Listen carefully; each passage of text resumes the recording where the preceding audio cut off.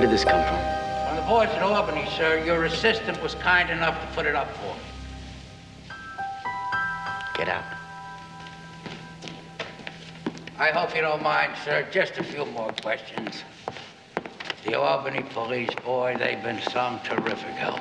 They even sent me an inventory of everything in Mr. Fisher's apartment.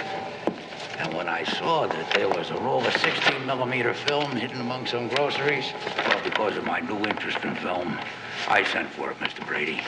It's just this tiny reel, sir. But I had it made up like this for your screen. Do you see the screen, sir? And what do you make of my screen, Lieutenant? Well, when I compare it to the newspaper clippings, sir, I see Mr. Fisher's sister and I see the motorcycle accident. And I see you there too, sir. So the accident happened while you were filming. And you ran away and left her to die. At least that's what the film tells me. Did Mr. Fisher ever show you this film? I told you I haven't... Do you mind, Lieutenant? Not at all, sir. You seem to have taken over my stage, Lieutenant. Invite me to the first day of shooting. Could Mr. Fisher have threatened you in any way, sir? Because he was upset over the way his sister really died. Become hostile, something like that. Self-protection, that's certainly a very good motive for murder. Remember, I haven't seen or talked to Lenny for 3 years. Are you suggesting I killed him, Lieutenant? No, sir. All I'm considering is a motive. Then if that's all, I have a few problems of my own to take care of. Oh, there's more, sir. For instance, there's this.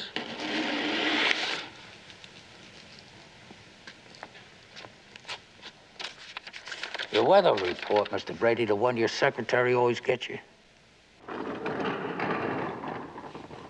That's for the night Mr. Fisher was electrocuted. You see the prediction for rain, sir? Yes, I see the prediction for rain. But that was the night that you ordered the Brownstone Street washed down. You wanted to see it wet? And I had to ask myself why you did that and got charged for it and all when you knew it was going to rain. Can you help me with that, Mr. Bradey? Because I'm an impatient man, Lieutenant. A rain prediction doesn't guarantee a wet street. A water truck does. Well, that certainly explains the truck. But then there's Mr. Fisher's shoes. Over by the light, sir.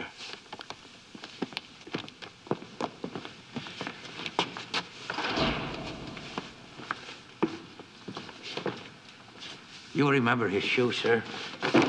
The one with the missing heel? It's the heel I found on your Brownstone Street. The street you made sure was nice and wet. That would be a very dangerous place to stand, sir. I mean, if someone was gripping onto something with high voltage. You see the burned heel, sir? The lab boys say it's a perfect fit. Do you believe that's where Len was killed, Lieutenant? On the Brownstone Street? I think it's a possibility, sir. And then there's this book. Your college yearbook. From the books in your boys' club. I took the liberty, sir. Those are my bookmarks.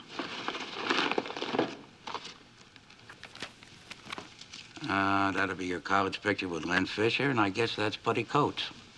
And here, sir, from the class before yours, here's a picture of Mr. Fisher's sister, Jenny. The one that died in the accident.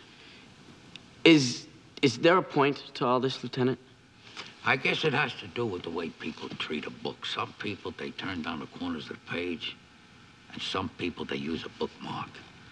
My own mother, she would chop my hands off if she ever saw me turning down the corners of a book, so I use a bookmark like these, sir. What do you use? I must confess I'm a corner turner, Lieutenant. Is there a penalty for that? Well, whichever way, it becomes a habit. And whoever used this book last, maybe just to look from picture to picture, reminisce about happier times, he used a bookmark. I found this in your college yearbook. On the same page as the photograph of Jenny Fisher. Maybe you could see it better over here. Would you turn up the light, sir? I think the lab boys I think they put this on the same piece of film. You see the date and the time, sir? The day Mr. Fisher died. And the time, 12 minutes after 3 o'clock. Just 2 minutes after Mr. Kardashian delivered Mr. Fisher to the tour center. So we can say that's Mr. Fisher's ticket, sir, to the studio tour. And we found the ticket in your yearbook, a bookmark.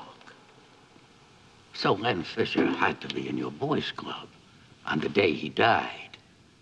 The night you murdered him by electrocution on the brownstone street. I'd say by that iron gate, sir, near where I found the heel.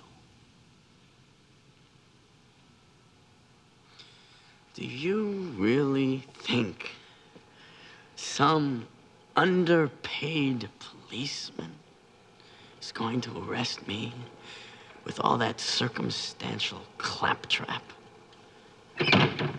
Oh, I almost forgot, sir. Miss Walker, your secretary, she's been very helpful. She helped us with that little scene in the restaurant today, where you tried to bribe her with a trip around the world. I'd say that was an admission of guilt. Her testimony is going to be very damaging. I wouldn't count on it, Lieutenant. Whatever Rose told you, in the end, it'll be her word against mine. Well, not exactly, sir. We do have witnesses.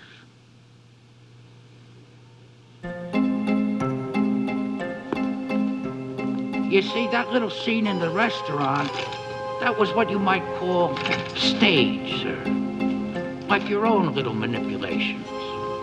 Like the taxi driver that drove Miss Jernigan that night. Or the 2 lady extras that were in the studio commissary yesterday when I was having lunch.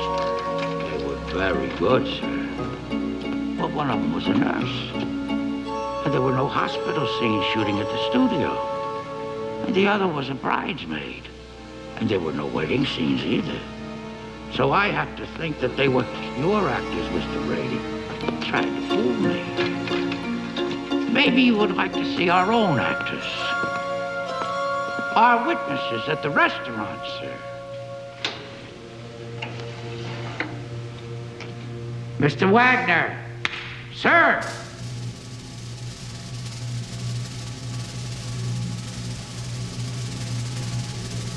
You remember the busboy? The part of the busboy played by Detective Sergeant Louis Rodriguez.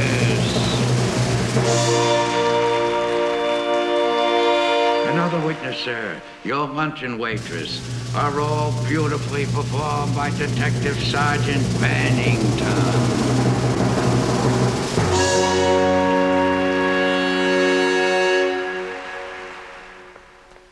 Next witness, Mr. Bradey, your very own cocktail waitress.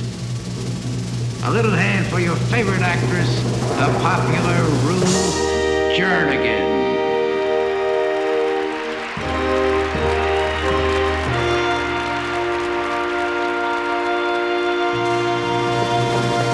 And then there's me, sir, playing my own part. The only thing that's given me any pleasure in this case, Mr. Bradey, is charging you with murder.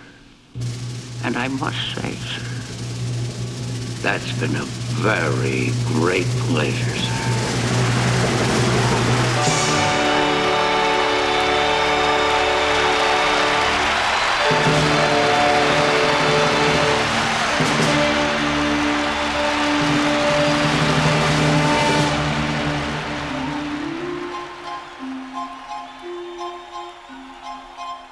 Just one more thing.